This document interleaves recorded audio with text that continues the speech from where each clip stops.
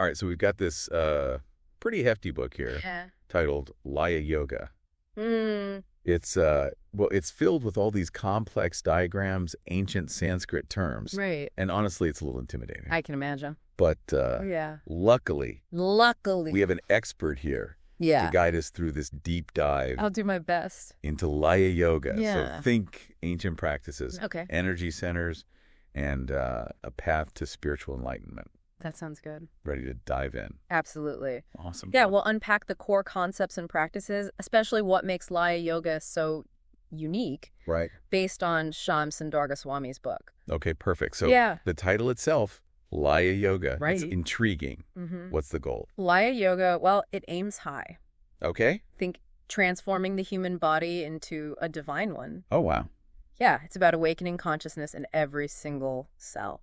Okay, that sounds like a tall order. Yeah. How do we even Yes. begin to approach that? Well, the key is awakening Kundalini, which is this dormant energy at the base of the spine. Okay. And the practice involves guiding this energy upward Right. through energy centers called chakras, all the way to the crown of the head. So it's like a journey of energy through the body. That's a great way to visualize it. Okay. Yeah, it's not just a one-way trip, though. Okay. The practitioner also learns to guide Kundalini back down to its base. Right. So think raising and skillfully guiding this powerful energy. Interesting. So we're not just talking about physical postures here. No. Right. It sounds like there's Absolutely. a lot more going on Yeah. beneath the surface. It's working with the subtle energy system of the body. Okay. Now, you mentioned chakras, those energy centers. Mm-hmm. This book dives into a system of 9 chakras. Wow. Some you might recognize, like Muladhara, Manipura, and Anahata. Right. But it also explores lesser-known ones, like Talu and Brahmarandra. Okay. 9 chakras. Yeah. Sounds a bit overwhelming. It can be, yeah. Do we need a detailed anatomy lesson to understand this? Yeah.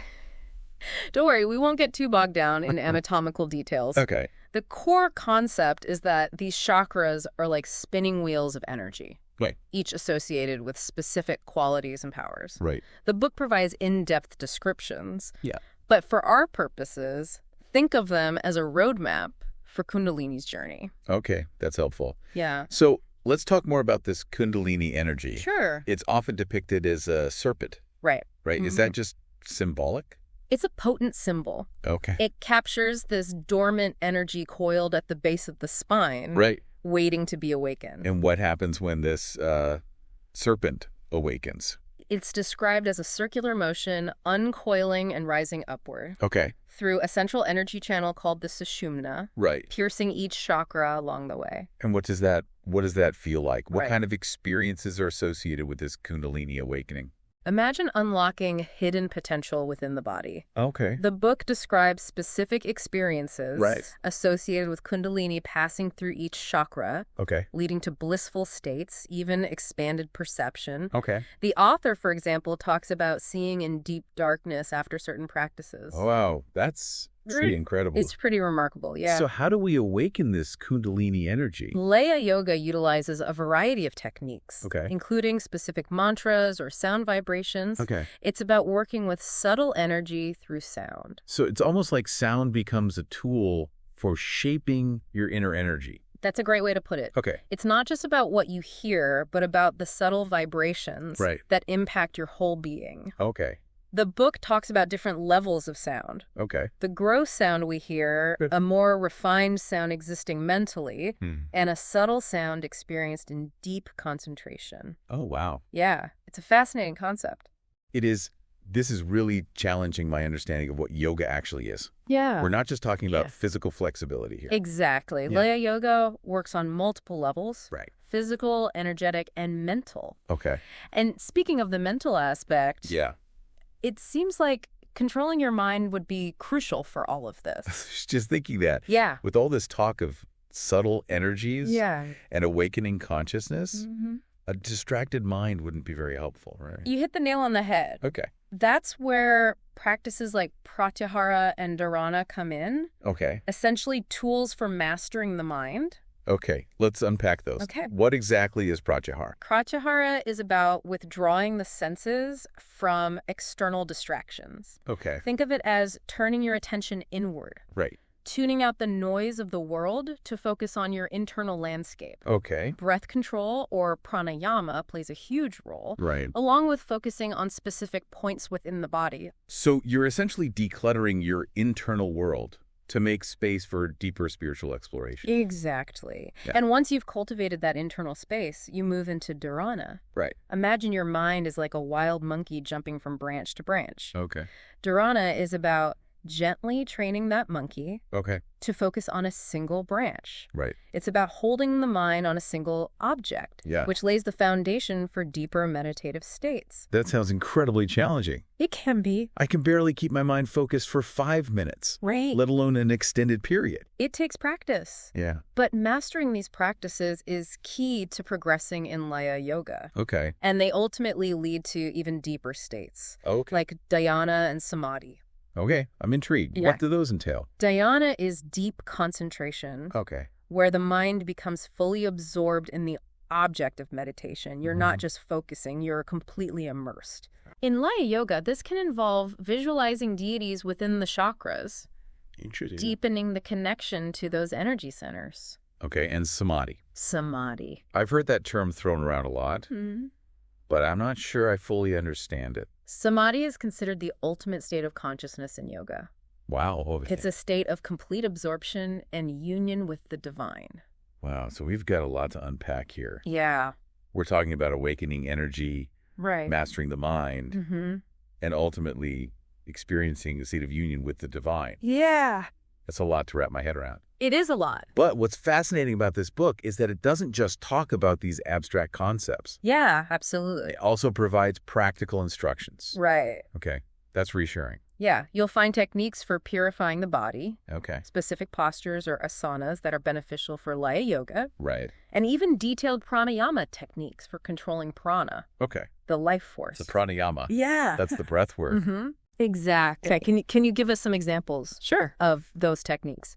The book mentions Mahamudra breathing and Matsyendrasana breathing. Okay. Both aim to manipulate the flow of energy within the body. Okay. Yeah. It's quite a holistic system, All right. working with the body, breath, and mind. It sounds like a fascinating blend of physical practice, energy work, and mental discipline. Yeah, it is. So, is Layayoga something anyone can do? That's a great question. Yeah. It's a powerful system Right. that requires dedication and discipline, Okay. but it also begs a larger question. Okay. Could harnessing subtle energies Yeah. and mastering your mind unlock deeper levels of awareness and fulfillment for anyone? That's a thought-provoking question. It is. It makes you wonder what's truly possible. That's exactly. And we're just scratching the surface of Layayoga's depth and richness. We are. There's so much more to dive into. Okay, I'm already feeling a bit overwhelmed. Yeah. But in a good way. It's like my mind is expanding. Yeah, that's a good sign. I have a feeling this is just the beginning It is. of our exploration. It is. And what's even more fascinating is that this book isn't just a product of the author's imagination. No. He drew on a vast library of ancient texts. He did. Oh, here's where it gets really interesting. Yeah. Tell me more about these ancient sources. Sure. He drew on a vast library of ancient texts. Yeah. Like the Rig Veda. Okay. With its thousands of mantras. Right. Over 170 Upanishads. Wow. Numerous tantras and Puranas. Okay. Even the Mahabharata and Patanjali's Yoga Sutras. Wow. That's an incredible collection. It is, yeah. It wasn't messing around. No. It seems like he went to great lengths to trace the roots of Layayoga. He did. He really did. Yeah. And his exploration goes beyond the texts themselves. Okay. He shares his personal experiences with Layayoga. Okay. Now you have to tell us more. Yeah. What kind of experiences are we talking about? He describes visions of light emanating from a picture of Sri Chaitanya, Wow. a prominent figure in the Bhakti Yoga tradition. That's fascinating. Yeah. It's as if his practice opened his perception to a different level of reality. It's certainly possible. Do you think that's possible? It's certainly thought-provoking. Yeah. And remember how I mentioned he could see in deep darkness? Right. That seems to have been a direct result of his Layayoga practice. That's really intriguing. Yeah. If those kinds of experiences are possible, it challenges our understanding Right. of the limits of human potential. It does, doesn't it? Yeah. And the book mentions even more extraordinary experiences Yep. associated with advanced Kundalini awakening. Like what? Things like levitation and heightened senses. Levitation. Yeah. Now, that's something I'd have to see to believe. I know, it's hard to. But it does make you wonder what's truly possible All right. when we tap into these subtle energies. It's certainly a question worth pondering. Yeah, okay, so based on everything we've discussed so far, what would you say is the essence of Layayoga? What's the core takeaway for our listeners? Layayoga is all about harnessing the power of subtle energies within the body Okay. and mastering the mind Right. to ultimately achieve spiritual liberation. Right. It's a path Yeah. that demands discipline, dedication, Right. and often the guidance of an experienced teacher. You know, it's interesting to consider that the idea of chakras Yeah. and energy flowing through the body Right. isn't exclusive to Layayoga. No, absolutely. We see similar concepts in many different traditions. You're absolutely right. Yeah. And the book acknowledges that various schools of thought have slightly different interpretations of the chakras. But what sets the tantric approach apart is its focus on awakening kundalini Right. and the specific practices used to achieve that. So if we zoom out Yeah. and look at the bigger picture, Yeah. it seems like Layayoga resonates with this universal idea Right. of tapping into hidden potential within ourselves. Yeah. That's a great way to put it. Yeah. It's about recognizing that there's more to us than what we see on the surface. Right. This idea of awakening also brings up the importance of purification Yeah. in Layayoga. Right. Can you elaborate on what that entails? Sure. Are we talking about special diets or cleanses? It goes beyond just the physical. Okay. The book talks about purifying the body, Right. the life force, and even the mind. Wow. Think of it as creating a clean vessel for the awakening of kundalini. That makes sense. Yeah. Having a clear and focused mind seems essential for navigating the subtle realms of Layayoga. Exactly. Yeah. And the author outlines specific practices to achieve this purification, Oh. such as fasting, Right. colon cleansing, and even detailed methods for purifying the breath and the senses. Wow. It's a very systematic approach. It sounds like there's a lot of preparation involved. There is. That speaks to the intensity and power of this practice. It does, yeah. And that brings up another crucial element emphasized in the book, the importance of finding a qualified teacher Right. or guru. Yeah, absolutely. Yeah. Yeah. I imagine having a guide Mhm. would be essential, Yeah. especially with a practice as nuanced as this. It is, yeah. Can you tell us more about the role of the guru in Layayoga? The guru is a vital link in transmitting the knowledge and techniques. Okay. The author shares insights into his own experience of finding a guru, Okay. starting with his skepticism about needing one at all. Really? Yeah, he initially thought intellectual understanding might be enough. That's interesting. Yeah. What changed his mind? Through encounters and dialogues with his chosen teacher, Okay. he came to realize the profound importance of the guru's guidance. Right. It's not just about information transfer, Wow. but connecting to a living lineage of wisdom passed down through generations. So the guru embodies the teachings. Yeah. It's more than just book learning. That's a great way to put it. It's Right. like you're not just learning about Layayoga, Right. but learning from someone who has walked the path Right. and embodies its essence. This raises an important question Okay. that the author grapples with. Yeah. The relationship between the chakras and the physical body. Right. Are the chakras actual physical structures Mhm.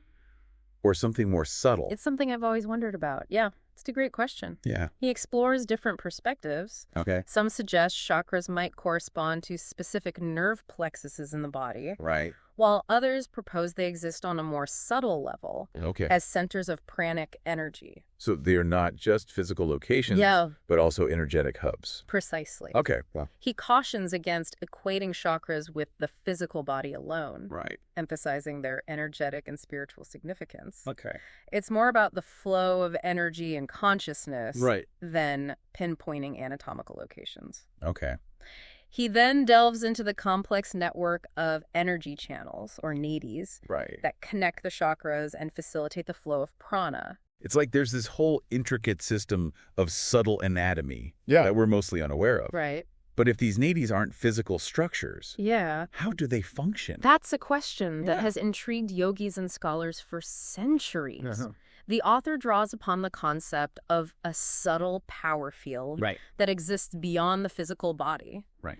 He suggests the subtle field is where the nadis operate, Okay. facilitating the flow of prana, Right. which is a form of subtle energy. So it's an invisible network of energy pathways that permeates the body. Exactly. Okay. And he suggests this network might even extend beyond the individual body, Okay. connecting us to a larger field of cosmic energy. Okay, now we're getting into some pretty mind-blowing territory. I know, it's a lot. It challenges our conventional understanding Right. of the body and its limitations. Yeah, it really stretches our understanding. It's like opening up a whole new realm of possibilities It is. for experiencing energy and consciousness. It really is. And speaking of possibilities, Yeah. the book also delves into the nature of Kundalini energy itself, going beyond the symbolic representation of the serpent Right. and exploring its deeper essence. Yeah, so what is Kundalini energy really all about? Yeah, what is it really all about? He describes it as a potent force Okay. that transcends physical or mental categories. Wow. He even suggests it's a form of divine consciousness residing within us. Divine consciousness. Yeah. That's quite a statement. It is, yeah. And it points to the spiritual depth of Layayoga. Right. It's not just about physical or mental well-being, but about awakening to a deeper reality. Exactly. He suggests this energy is not just something we awaken through practice. Right. It's always present within us, Right. waiting to be recognized and cultivated. It sounds like we all possess incredible potential, We do. but most of us aren't aware of it. Right. But how does this Kundalini energy work? Okay. How does it affect the body and mind? The book gets into the mechanics of Kundalini awakening when this energy activates. Right. It rises through the Sushumna, stimulating each chakra along the way. So it's like an energetic surge traveling through the body. You got it. Okay. And as Kundalini passes through each chakra, Right. it's said to purify and activate that energy center, Okay. leading to specific effects on both body and mind. What kinds of effects are we talking about? The book describes a wide range. Okay. They can be physical sensations like heat or tingling, Right. emotional shifts, Okay. enhanced awareness, Mm-hmm. even altered states of consciousness. Wow. Each chakra holds a key All right. to unlocking different aspects of our being. Could you give us some specific examples of how Kundalini affects different chakras? Absolutely. Okay. When Kundalini reaches the Muladhara chakra at the base of the spine, Right. it awakens a sense of grounding, stability, and vitality. So it's like building a strong foundation. Yeah, exactly. Okay, what about the other chakras? As Kundalini moves upward to the Swatisthana chakra, Okay. it's linked to unlocking creativity, emotional fluidity, Okay. and sensuality. Right. Each chakra has its own unique energetic fingerprint. That's fascinating. Yeah. Can you tell us what the Manipura chakra? When Kundalini gets to the Manipura chakra in the solar plexus region, Right. it ignites willpower, self-confidence, All right. and a sense of personal power. So it's empowering yourself from within. You could say that. Okay. And when Kundalini reaches the Anahata chakra in the heart region, Okay. it opens us up to love, compassion, Right. and deeper connection with ourselves and others. That's beautiful. Yeah. It's like tapping into the heart's wisdom. Yeah. It's a beautiful concept. Okay, what about the Vishuddha chakra? When Kundalini arrives at the Vishuddha chakra in the throat, Okay. it enhances communication, Right. voice expression, Yeah. and the ability to speak your truth. Right. You could say it's about finding your voice. I like that. What happens when Kundalini reaches the Ajna chakra? When it reaches the Ajna chakra, between the eyebrows, Right. it awakens intuition, Okay. insight, Mhm. and a deeper understanding of yourself and the world. Right. You're expanding awareness beyond the limitations of the ordinary mind. That's a powerful concept. It is. What happens when Kundalini reaches the higher chakras? As it ascends to the higher chakras like Talu, Brahmarandra, and Sahasrara, Okay. the experiences become more subtle Okay. and transcendent, Right. ultimately leading to a state of spiritual enlightenment. Wow, it sounds like a step-by-step process of awakening to our fullest potential. Yeah, it is. But is awakening Kundalini a one-time event? The book emphasizes that the awakening of Kundalini Right. is not a one-time event, Okay. but an ongoing process of transformation and growth. Right. It's not like flipping a switch and suddenly you're enlightened. Right. So it's more about cultivating this energy over time. Exactly, allowing it to unfold naturally. Yeah. But it's important to acknowledge Okay. that this journey isn't always easy.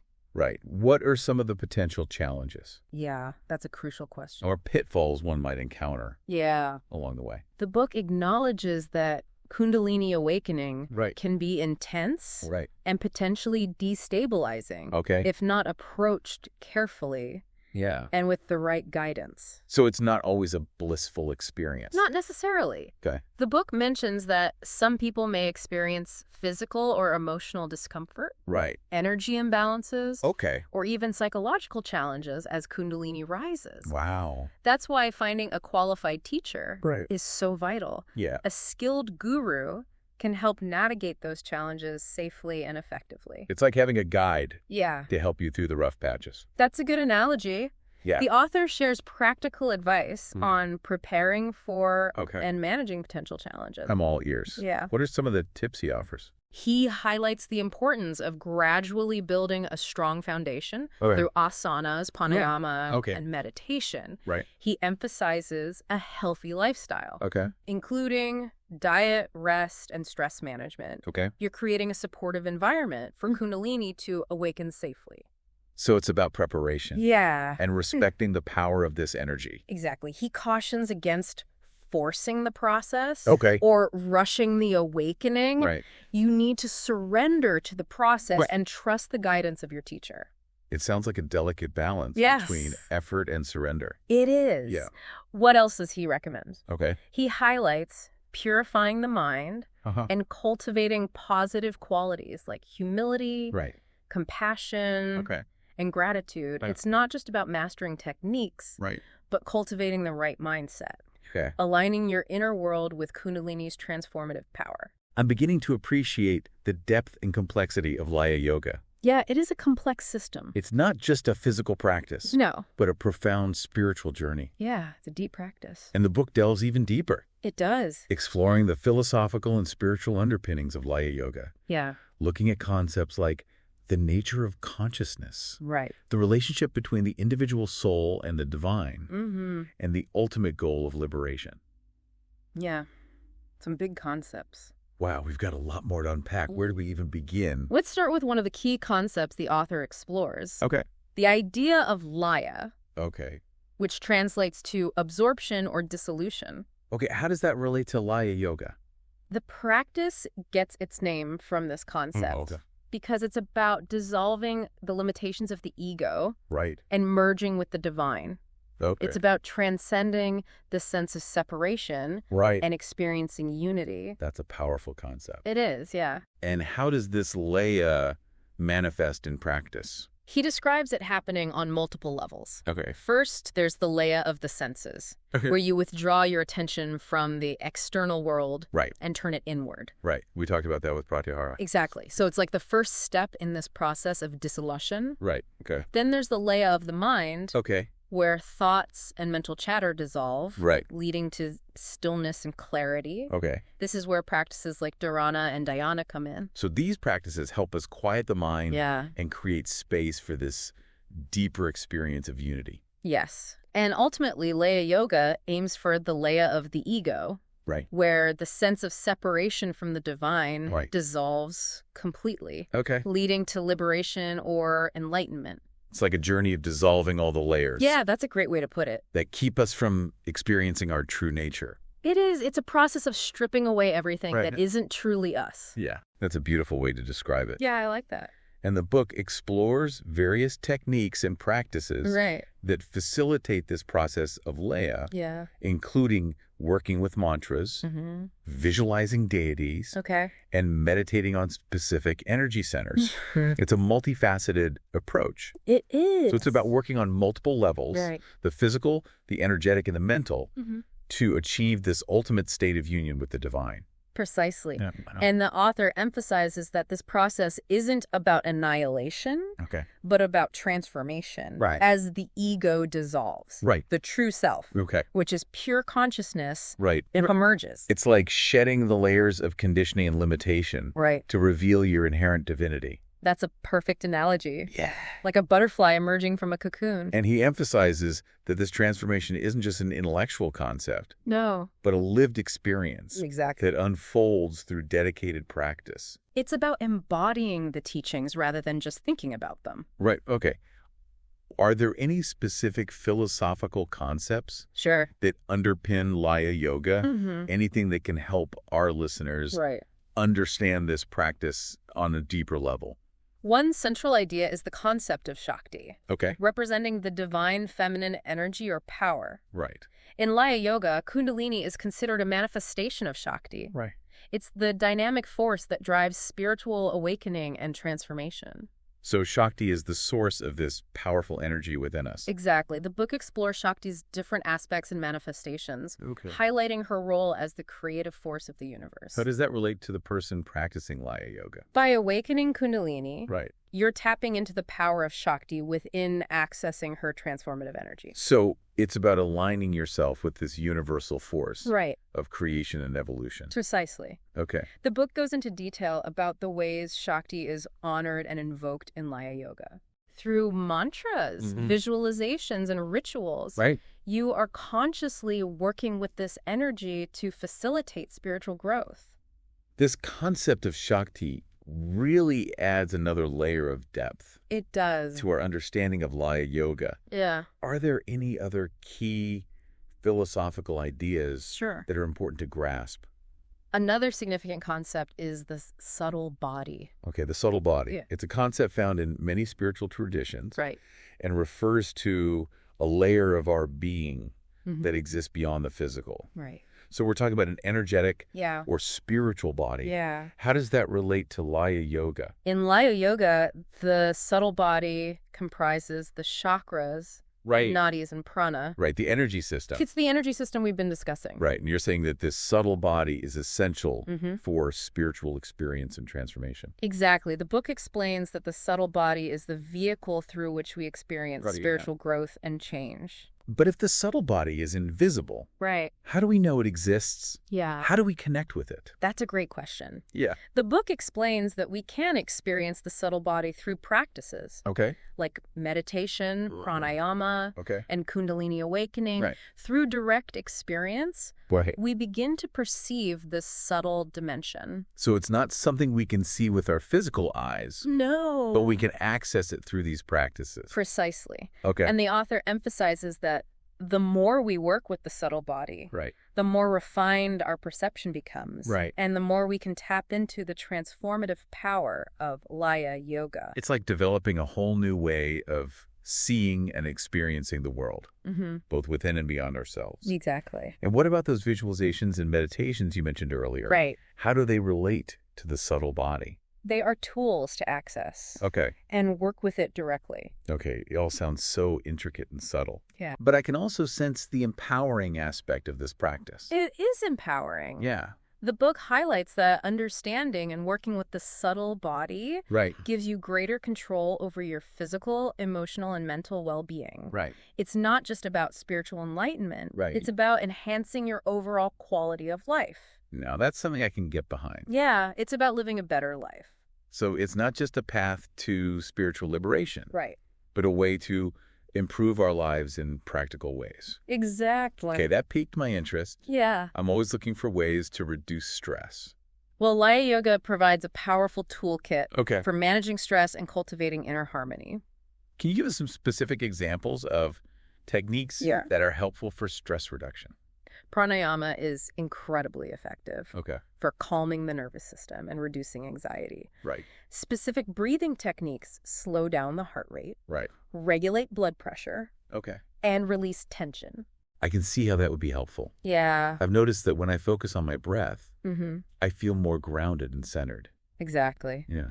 The book also emphasizes cultivating mindful awareness of the body Right. as a way to reduce stress. Right. Practices like body spanning and yoga asanas Okay. help release physical tension Right. and cultivate a sense of presence. Okay. You're becoming more attuned Right. to your body and its signals. What about meditation? Yeah. How does that fit into this Yeah. picture of stress reduction? The book talks about how regular meditation practice can quiet the mind, Okay. cultivate emotional balance, Right.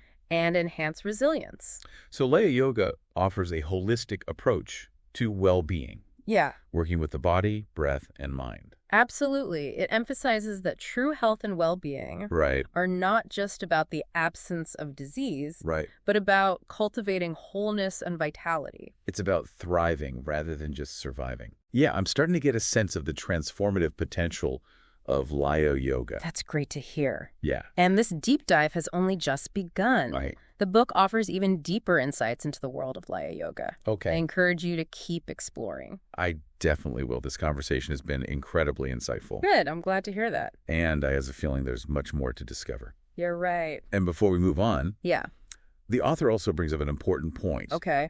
about potential dangers Right. associated with Kundalini awakening. Mm-hmm. It's not all smooth sailing. No, it's not. Danger. Mm-hmm. This is getting interesting. Yeah. Tell me more. He emphasizes that while Kundalini awakening can be incredibly transformative, Right. it's not without its risks. Okay. He cautions against approaching this practice casually Right. or without proper guidance. So it's not a DIY project. Definitely not. Okay. He explains that if Kundalini is awakened prematurely or without preparation, Right. it can lead to physical, Emotional and psychological imbalances. That sounds a bit concerning. It can be, yeah. What are some specific examples Yeah. of these potential dangers? He doesn't go into too much detail, That's but he fine. mentions the possibility of experiencing intense energy surges, Right. emotional volatility, Okay. and even psychological disturbances. Wow. It's like navigating a powerful current. Right. You need a skilled captain to steer the ship. That's a great analogy. Yeah. So finding a qualified teacher is not just about learning the techniques, Right. but also about having someone to help us navigate the potential challenges. Exactly. And the author offers practical advice for mitigating the risks. Okay. What are some of his suggestions? He stresses a gradual and balanced approach, Okay. starting with foundational practices like asanas and pranayama Right. before delving into advanced techniques. Okay. He also emphasizes purifying. All right. So we're back, ready to continue our deep dive into Layayoga. Sounds good. You've already walked us through some pretty complex stuff. We have. The core concepts, the practices, Right. and even touched on some pretty profound philosophical ideas. Yeah, it's a rich tradition. It is. What else does this ancient system have in store for us? There's still so much to explore. Okay. Remember how we talked about the importance of personal experience in Layayoga? Absolutely. Yeah, it seems like direct experience is key to understanding Right. and embodying these teachings. Exactly. And that's where the author's own journey Right. becomes really illuminating. Okay. He shares some fascinating insights Okay. into his personal experiences with Layayoga. Okay, now you have to tell us more. Okay. What kind of experiences did he have? Right. Anything that would blow our listeners' minds? He describes some pretty remarkable phenomena. Okay. For example, he talks about experiencing visions of light Right. emanating from a picture of Sri Chaitanya. That's incredible. It's like his perception was heightened, allowing him to see something beyond the ordinary. It's certainly a possibility. And remember earlier we discussed his ability to see in deep darkness. Right. He attributes that directly to his Layayoga practice. That's right. That's really intriguing. Yeah. It makes you wonder about the potential of these practices to expand our awareness and perception All right. beyond what we currently believe is possible. It does, doesn't it? And the author even mentions experiences associated with advanced Kundalini awakening Okay. that sound almost superhuman, like levitation and heightened senses. Levitation. Yeah. That's something I'd have to see to believe. I know. It's hard to wrap your head around. But it does make you wonder about the true potential of human consciousness. It's certainly a question worth pondering. It is. Okay, so we've explored the theory, the practices. Right. We've even touched on some of the potential experiences Right. associated with Layayoga. Yeah. But I'm curious, what's the ultimate goal? Okay. What are we working towards? The ultimate goal of Layayoga, Okay. as with many spiritual paths, Yep. is liberation. Okay. It's about freeing ourselves from the cycle of suffering Right. and experiencing a state of lasting peace and bliss. So it's not just about feeling good or having cool experiences. Yeah. It's about a fundamental shift in consciousness. Exactly. It's about transcending the limitations of the ego Okay. and realizing our true nature, Right. which is pure consciousness, pure being. That sounds incredibly profound. It is a profound concept. But how do we actually get there? What's the roadmap? The path of Layayoga, as we've discussed, Right. involves a combination of practices, Okay. including working with the breath, Right. mastering the mind, Right. and awakening Kundalini energy. Right. It's got purifying the body, Okay. the life force, and the mind Right. to create a vessel for this transformative energy to flow through. It sounds like a holistic approach, working on multiple levels of our being. And the author emphasizes that this journey isn't a linear one. Right. There will be ups and downs, Of course. challenges and breakthroughs. Yeah. It's a process of continual refinement and evolution. It is. So it's not about reaching a destination, but about embracing the journey itself. Beautifully said. Yeah. And ultimately, the fruits of this journey are beyond words, Wow. beyond concepts. Yeah. It's something that can only be experienced directly. Well, this deep dive has certainly given me a lot to think about. I'm glad to hear it. I feel like I've only just scratched the surface of Layayoga, Yeah, there's always more to learn. but I'm intrigued to learn more. That's the spirit. And who knows, maybe this ancient practice holds the key Yeah. to unlocking a deeper level of peace, joy, and fulfillment within you.